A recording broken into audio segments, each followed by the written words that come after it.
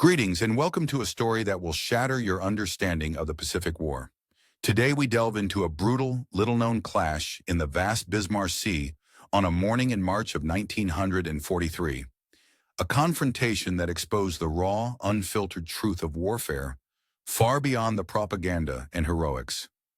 Imagine a Japanese destroyer, torn apart and engulfed in flames, a trembling officer clutching the wreckage of a once critical bridge component, his hand blackened with oil and trembling uncontrollably. Overhead, American bombers circling mercilessly, their engines roaring as they traced deadly arcs over a debris field, shimmering with unnatural hues, fuel oil mixing with burning wreckage. Just days before, 6,900 Japanese soldiers had believed their mission to reinforce New Guinea would turn the tide. Now they faced an unthinkable nightmare. Meanwhile, a convoy of 8 transport ships carrying elite troops from the 51st Division, set out with high hopes, only to be betrayed by intelligence that had already betrayed them, a secret they would soon pay for in blood.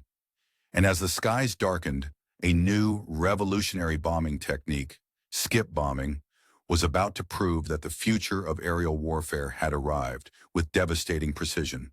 But what secret tactics, what unseen strategies, and what unthinkable sacrifices truly unfolded in those treacherous waters? How did Allied intelligence intercept and turn the tide before the first shot was fired? Why did the most advanced aircraft of the time, equipped with heavy guns and innovative methods, prove so deadly? And what was the fate of the hundreds of soldiers and sailors caught in this deadly game of cat and mouse? All these pieces, lost ships, secret codes, groundbreaking tactics, form a puzzle that demands to be solved.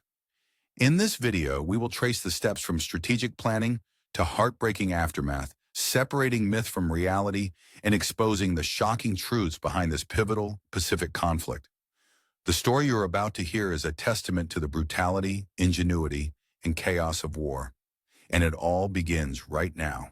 On the morning of March the 3rd in the year of 1943, precisely at 10:15 hours, in the vast expanse of the Bismarck Sea, an area approximately 30 nautical miles northwest of the island of Lille in New Guinea, a scene of devastation unfolded that would forever be etched into the memories of those who witnessed it.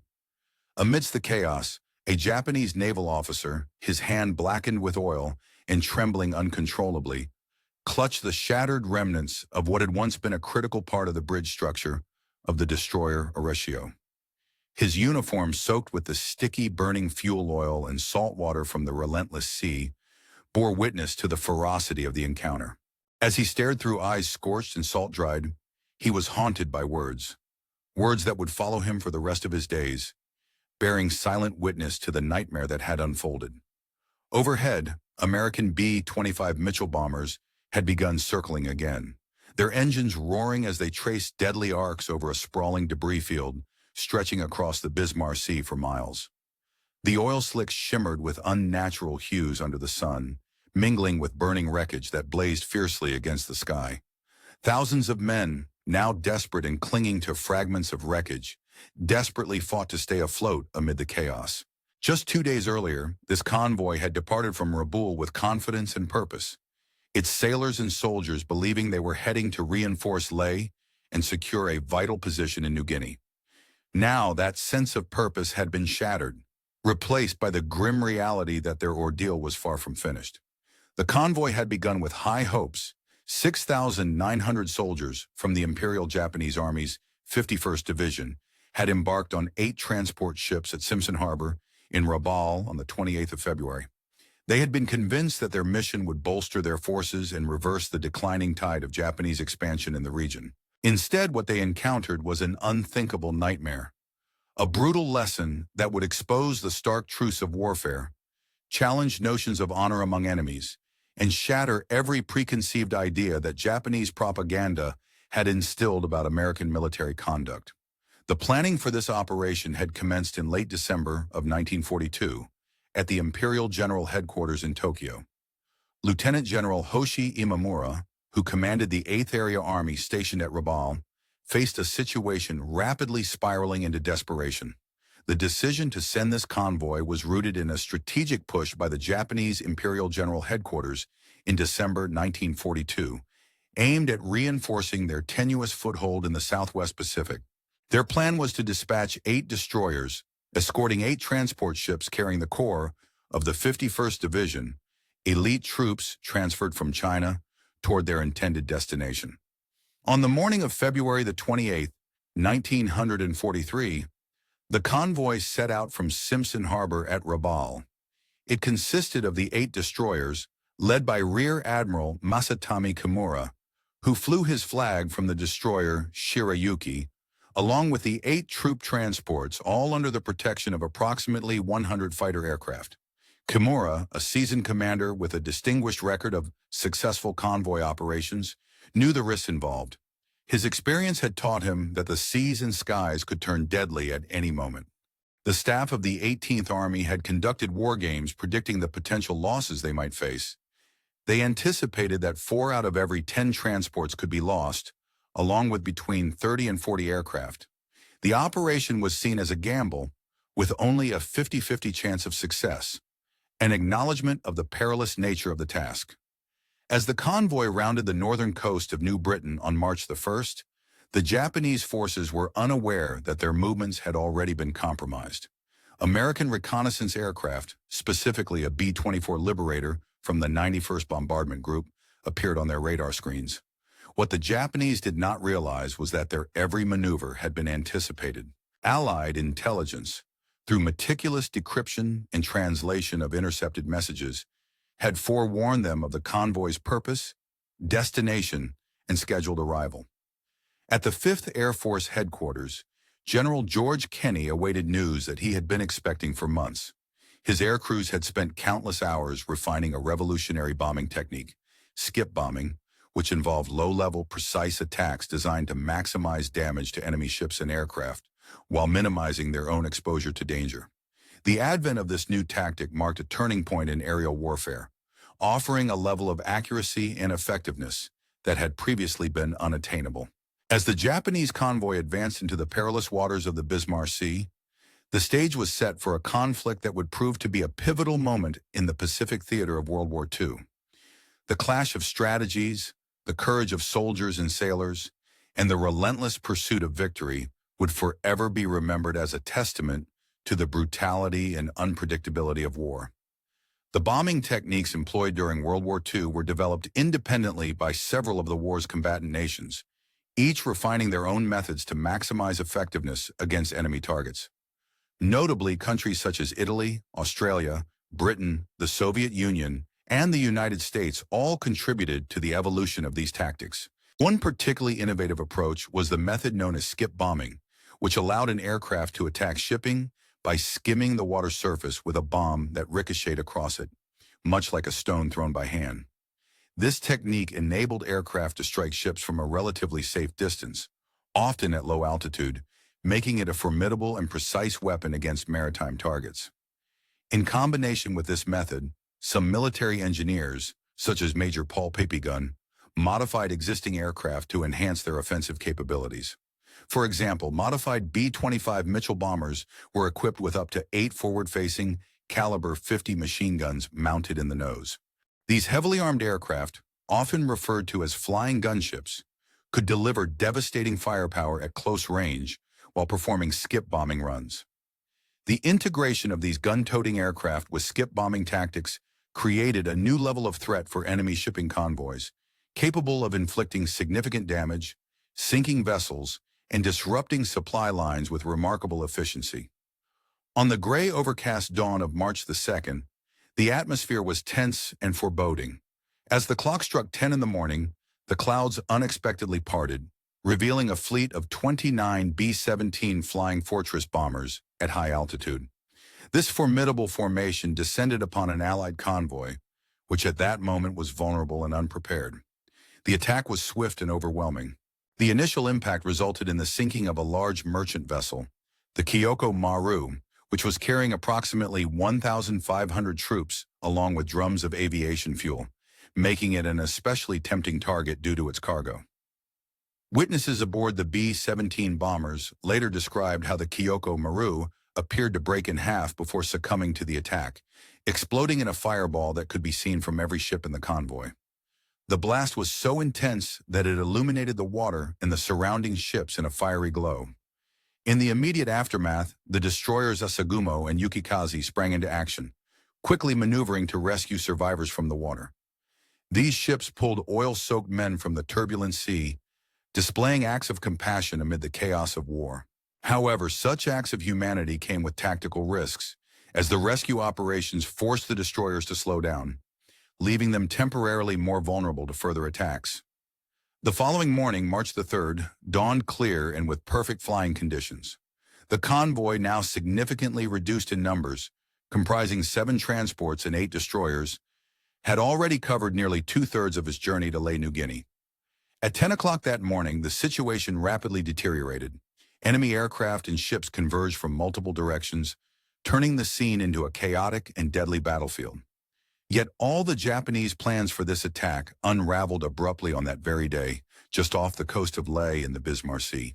Within a span of approximately 15 minutes, the Japanese Navy suffered a catastrophic defeat, losing control of the battle and, in effect, the war effort in that region. The initial assault was launched by the formidable B-17 bombers from above, drawing the attention of Japanese fighters and anti-aircraft defenses, which ascended skyward to intercept them. While the defenders were preoccupied with the high-flying bombers, a second wave of attackers descended at mast height with 13 Australian fighters, known as bow fighters, sweeping in rapidly. These agile aircraft, armed with 8 forward-firing guns, raked the decks of enemy ships with devastating precision.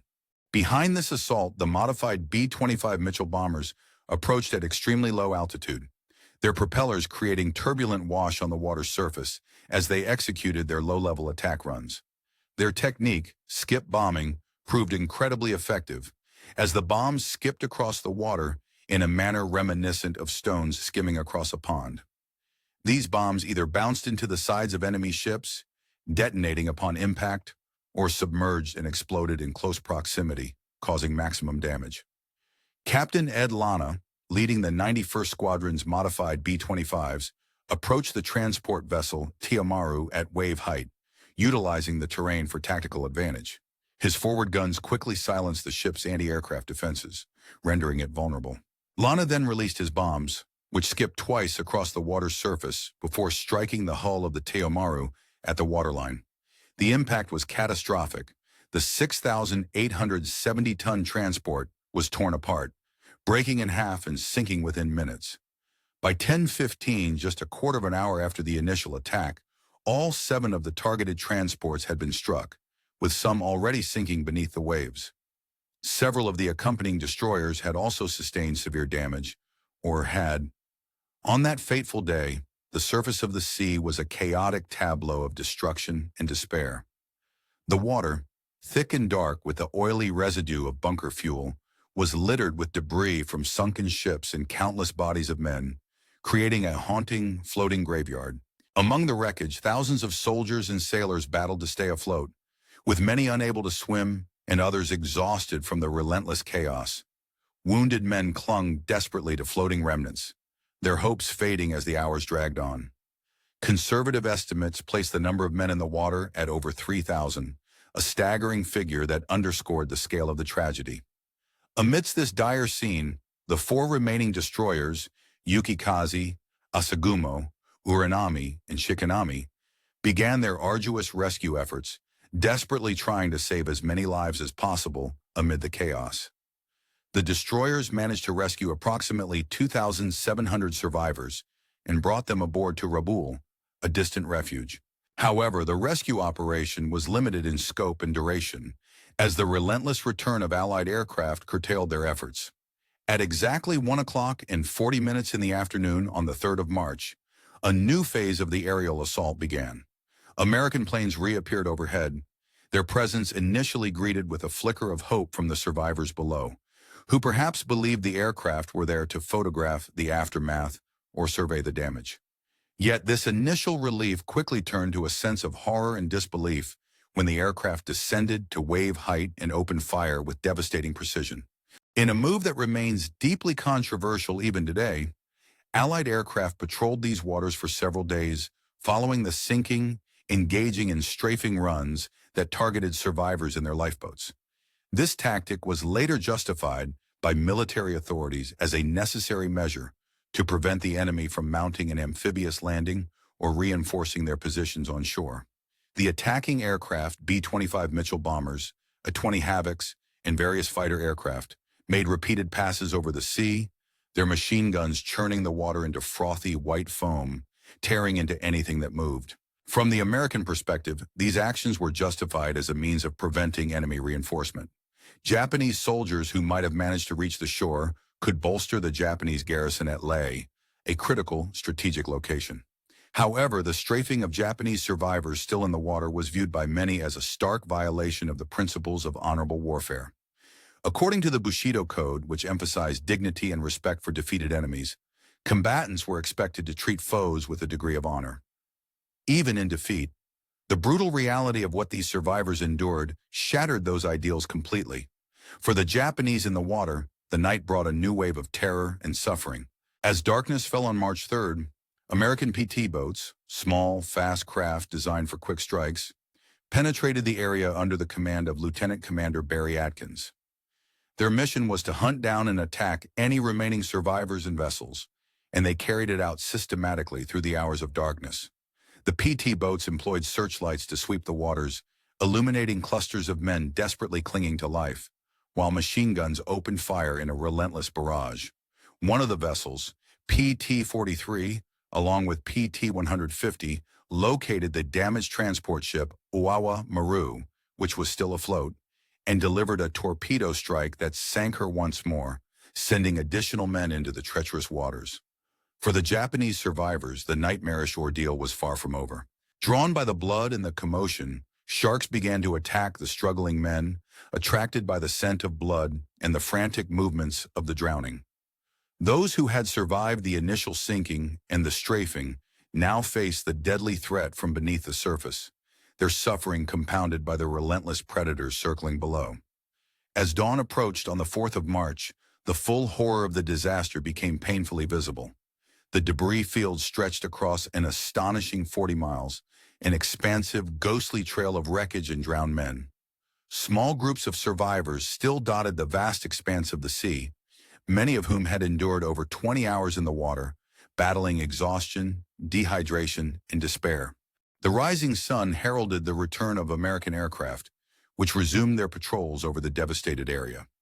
On this day, the 4th of March, the Allies dispatched their torpedo boats and aircraft to continue their patrols, engaging in attacks against any remaining Japanese in the water or on rescue ships.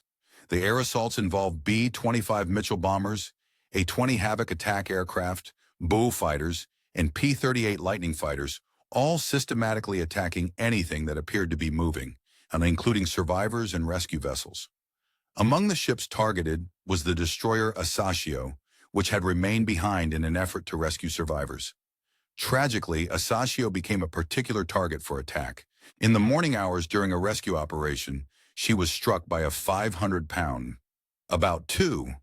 The rapid and devastating sinking of the vessel was accompanied by a grim scene as the rescue efforts unfolded. The ship, overwhelmed and unable to stay afloat, quickly disappeared beneath the waves, taking with it the soldiers who had been fortunate enough to escape the initial attack. These survivors, caught in a perilous situation, found themselves in the water, desperately trying to stay afloat while awaiting rescue. The American aircraft's justification for their aggressive strafing of these stranded sailors was rooted in both strategic considerations and a desire for retribution. According to the detailed account provided by James Duffy in his book, War at the End of the World, a B-17 bomber, codenamed the Double Trouble, piloted by Lieutenant Woodrow W. Moore, collided with a Japanese Zero fighter during the chaos. As the crew of the bomber parachuted down, they witnessed a tragic and brutal scene. Several Japanese fighters gunned down the helpless survivors floating in the water below. This ruthless act was observed by personnel aboard other American bombers circling the area, fueling outrage among the pilots. The incident was later characterized by General Kenny as part of what he called mopping up operations, referring to the systematic elimination of enemy stragglers and survivors in the aftermath of the attack. In the days that followed, American and Australian airmen routinely returned to the site of the fierce sea battle, their missions driven by the imperative to hunt for Japanese survivors still adrift in the ocean. These patrols became a grim routine, as they systematically prowled the waters, eager to locate any remaining enemy personnel. As part of these operations, General Kenny issued orders that, despite their euphemistic language, effectively authorized the strafing of lifeboats and rafts carrying Japanese soldiers. These missions, cloaked in the terminology of mopping up, involved deliberate attacks on any vessel or craft found in the open water, even when filled with stranded enemy personnel. A secret report from March the 20th in the year of 1943 revealed the brutal reality of these operations. It stated that the slaughter persisted until nightfall, and any survivors who managed to escape the strafing aircraft's guns in the open water found themselves at considerable risk.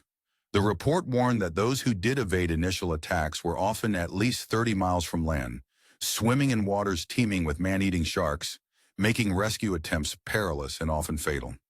The Japanese efforts to rescue their stranded personnel involved submarines of I-17 and I-26, which navigated carefully around the fierce American air patrols to carry out their missions. On the 6th of March, these submarines managed to pick up a total of 170 survivors from the water.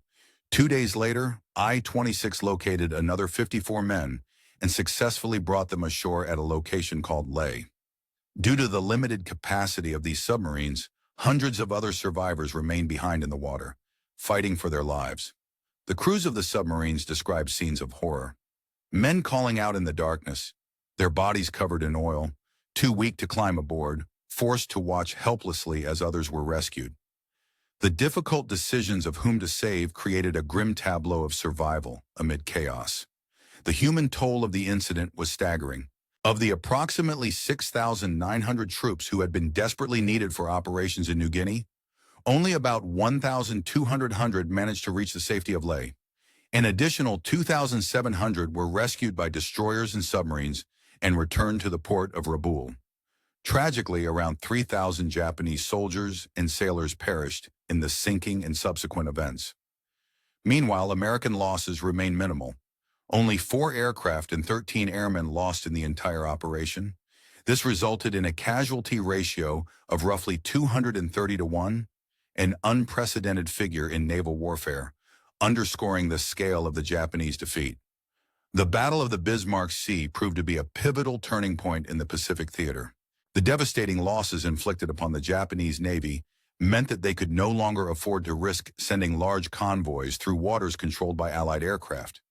From that point onward, Japan refrained from attempting to reinforce garrisons via surface convoys within range of Allied air power, effectively thwarting their logistical efforts in the region. As the war progressed, the Japanese military strategy regarding sea-based reinforcement was fundamentally altered by the lessons learned during this battle. Following the conflict, Captain Tameshihara, who commanded the Japanese destroyer Shigura, but was not present during the engagement, conducted interviews with survivors. His detailed analysis became widely recognized as one of the most insightful Japanese assessments of the battle. He described the event as an unprecedented disaster for Japan, contrasting it starkly with the highly successful withdrawal from Guadalcanal. His interviews revealed the profound psychological devastation inflicted upon the Japanese forces, an aftermath that left the Japanese Navy and Army reeling from the scale of their defeat. The battle also showcased revolutionary aerial warfare techniques that the Japanese had not fully anticipated. During World War II, the skies and seas of the Southwest Pacific area witnessed countless acts of bravery, innovation, and tragedy. Among the notable figures who left their mark was Major William Benn of the 63rd Squadron, 43rd Bomb Group, Heavy, part of the 5th Air Force of the United States Army Air Forces. His daring missions and strategic transports played a crucial role in the aerial campaigns against Japanese forces, providing vital support and logistical backbone during intense combat operations across the vast Pacific theater. In the realm of aerial weaponry, the ingenuity of Major Paul Pepe guns became legendary.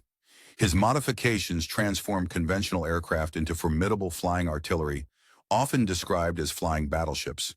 Major Guns, who served with the 90th Bomber Squadron, 3rd Bomb Group, pioneered the development of a specialized Stryfer version of the famed A-20 and B-25 bombers. These aircraft were armed with between 8 and 14 powerful forward-firing 50-caliber machine guns, creating a devastatingly effective offensive platform. Such heavily armed planes could tear through enemy anti-aircraft defenses with ease, clearing a path for the bombers to strike their targets at dangerously close ranges. Their firepower was so overwhelming that they could obliterate defenses before the bombs even reached their targets, significantly increasing the precision and destructiveness of Allied air raids. Despite the relentless aerial assaults and the hazards of combat, not all survivors of these fierce battles perished in the water or on the battlefield. Some managed to reach various islands scattered across the Pacific, where they faced the daunting task of survival amid hostile environments and uncertain futures. These small groups, often barely clinging to life, represented the resilience and despair of those caught in the relentless grip of war. One notable group of 18 survivors managed to land on Kerwinna Island, only to be captured swiftly by a patrol boat designated PT-114. Their ordeal was far from over. Captivity in enemy hands meant enduring captivity, interrogation, and the brutal realities of wartime imprisonment. Meanwhile, another group made a desperate attempt to reach Guadalcanal, a strategic island hub. Tragically, their journey ended in tragedy when they were intercepted and killed by an American patrol, highlighting the brutal and unforgiving nature of war in the Pacific. On Goodenough Island, a different chapter of this grim story unfolded. Australian patrols actively pursued Japanese survivors, conducting lethal searches in the aftermath of battles. Between the 8th and 14th of March in 1943, Australian units from the 47th Infantry Battalion encountered Japanese remnants in the area. In these encounters, they killed 72 Japanese soldiers, captured 42, and recovered 9 bodies on a raft. The Japanese forces remained unaware until after the war that their convoy had been doomed from the outset. Allied intelligence had intercepted and decrypted Japanese communications, messages that detailed the convoy's intended destination and expected time of arrival. Clever code breakers in Melbourne and Washington, D.C., had deciphered the Japanese naval codes, revealing every crucial detail about the convoy's composition, route, and schedule. This intelligence allowed the Allies to anticipate and prepare for the impending attack, turning what the Japanese believed was an unbreakable code into a deadly trap. The Japanese High Command, confident in their security, had sailed into a meticulously planned ambush, with the Allied forces lying in wait. This revelation dashed the Japanese military's Bushido ideals, an ancient code emphasizing honor, respect for enemies, and dignity in defeat.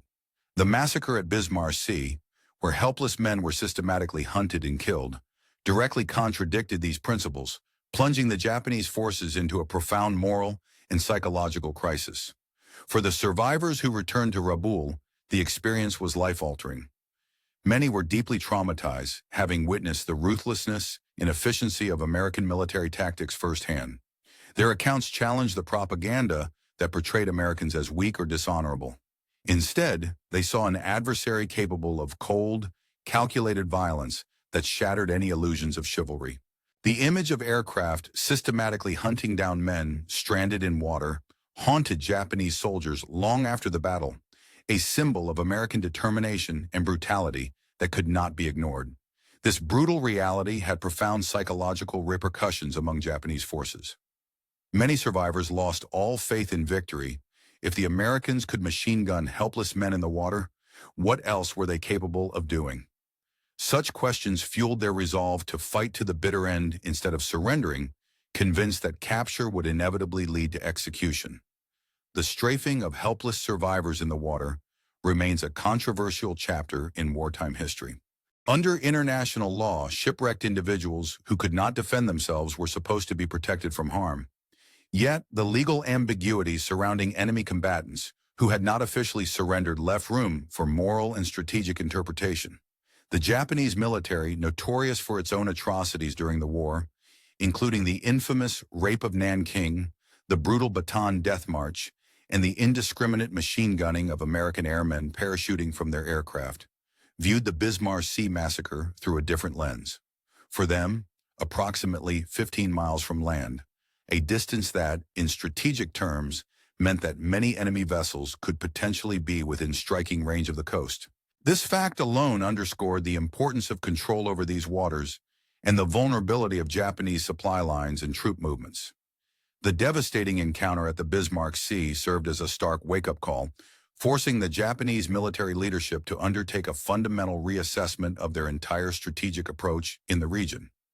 In the aftermath of that fierce battle, Admiral Minichi Koga, who had succeeded Admiral Yamamoto as the commander-in-chief of the Japanese naval forces, quickly recognized a harsh reality. Traditional surface ships, no matter how well-armed or well-trained, could no longer operate safely in the skies dominated by the relentless and increasingly effective aerial attack power of the United States.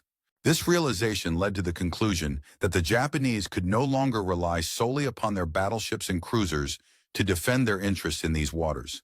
As a result, the Japanese abandoned New Guinea entirely, deeming it an indefensible position that could not withstand the combined aerial and naval pressure.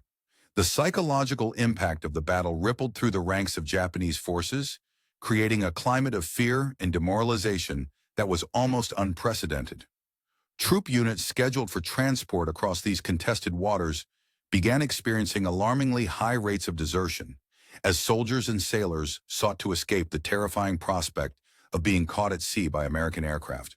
The mere idea of being stranded in the open ocean, vulnerable to relentless strafing and bombing runs, became a terror that surpassed even the horrors of combat itself. For the Americans, however, the victory at the Bismarck Sea served as a powerful confirmation of the strategic doctrine that air power alone could decisively defeat naval forces. Well-trained and properly equipped land-based aircraft operating from established airfields proved capable of dominating vital sea lanes without the need for aircraft carriers. This crucial lesson left an indelible mark on the Allied strategy for the remainder of the Pacific War. The reliance on carrier-based aviation was no longer the sole or even primary means of projecting naval power. Instead, the importance of land-based air forces was recognized as equally vital for controlling the vast maritime regions. After the war concluded, lingering debates arose concerning the morality of certain tactics employed during the conflict, particularly the strafing of survivors and fleeing vessels. While some questioned whether these acts constituted war crimes, no formal prosecution ever took place. The official American stance maintained that these aircraft targeted enemy combatants, those who could have reached shore and resumed fighting, thus framing their actions within the context of legitimate military operations. The absence of legal repercussions, despite the fact that Japanese officers were later executed for similar acts, reflected what could be called a form of victor's justice. Both sides had crossed ethical boundaries during the brutal and unforgiving conflict in the Pacific, but it was only the defeated Japanese who faced judicial condemnation. This disparity underscored the harsh realities of war, where moral lines are often blurred and the victor's perspective dominates the narrative. Historians widely regard the Battle of the Bismarck Sea as a pivotal turning point in the evolution of aerial warfare. The raw statistics of the engagement vividly illustrate its significance. All 8 Japanese transports were sunk, 4 destroyers were destroyed, and approximately 3,000 Japanese soldiers lost their lives, while the Allies suffered the loss of only about 13 airmen. Yet beyond these figures, the battle symbolized a profound transformation in how war was fought. The convergence of advanced technology, superior intelligence, and tactical innovation resulted in casualty ratios that could only be described as massacre-like. The image of aircraft systematically strafing helpless enemy personnel became emblematic of the brutal and merciless nature of the Pacific conflict. General Douglas MacArthur aptly described this engagement as the decisive aerial battle of the Southwest Pacific Theater, a judgment that proved to be accurate in hindsight. The victory at the Bismarck Sea effectively ended Japan's ability to regain the strategic initiative in New Guinea.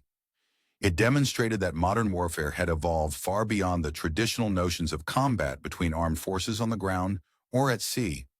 Instead, it had become a war of technological dominance and relentless air assault.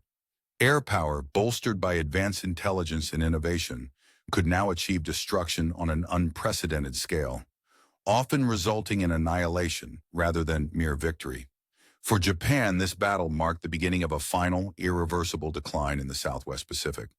With their inability to reinforce or supply their troops within the range of Allied air coverage, Japanese forces became increasingly isolated and destined for eventual destruction. Conversely, for the United States, the victory signified a transformation from the shocked, unprepared power that had suffered the surprise attack at Pearl Harbor to a formidable, ruthlessly efficient war machine capable of systematically destroying thousands of enemy combatants and their resources. The controversy surrounding the strafing of survivors and fleeing vessels exemplifies the complex moral terrain of total war. The collision of military necessity with humanitarian concern became painfully evident amid the oil-slicked waters of the Bismarck Sea. Both sides learned a harsh, among the most pivotal and fiercely debated confrontations of World War II. The Battle of the Bismarck Sea stands out as a striking example of the brutal realities of modern combat. Over the span of just 3 days, the combined might of American and Australian air forces achieved what seemed almost unimaginable. They decimated an entire Japanese convoy, leaving thousands of enemy soldiers dead and effectively sealing off the possibility of reinforcing Japanese positions in New Guinea by sea. This swift and devastating assault not only altered the immediate strategic landscape, but also left indelible psychological scars on the Japanese survivors who witnessed the carnage firsthand. Many of these survivors, helpless and overwhelmed, observed American aircraft strafing men still alive in the water, a scene that haunted their memories long after the battle ended. These harrowing images conveyed a message of ruthless efficiency and unyielding force, shattering any illusions of American weakness and forcing the Japanese to confront a new, harsher reality of warfare. The ramifications of this battle extended far beyond its tactical outcome, serving as a stark reminder of air power's capacity to dominate vital maritime routes. It underscored the crucial importance of intelligence, precision, and technological superiority in modern military conflicts, illustrating how air dominance could decisively influence sea battles and regional control. Moreover, the event exposed the moral ambiguities inherent in total war, where the lines between combatants and non-combatants blurred in the relentless pursuit of victory. The image that has persisted in historical memory, aircraft systematically targeting and killing helpless survivors, remains one of the most unsettling and controversial episodes of the Pacific theater. In the end, approximately 3,000 Japanese lives were lost in the cold waters of the Bismarck Sea, not through heroic combat, but through a calculated and systematic slaughter that shocked the world. The survivors of this catastrophe returned home with stories of American ruthlessness that would resonate deeply within the Japanese military psyche, affecting morale and strategic thinking for the remainder of the conflict. The Battle of the Bismarck Sea vividly demonstrated that in the realm of modern warfare, technological superiority could translate directly into total annihilation. The Japanese, unprepared for such merciless tactics, were taken aback by the American willingness to employ deadly force without hesitation or mercy, learning a painful lesson that their enemies had transformed into something far more terrifying than any propaganda had suggested. This hard-earned knowledge, forged in blood and terror over those harrowing days in March of the year 1943, would influence the course of the Pacific War, fueling its escalating brutality until the devastating and unprecedented use of atomic weapons brought a tragic end to the conflict.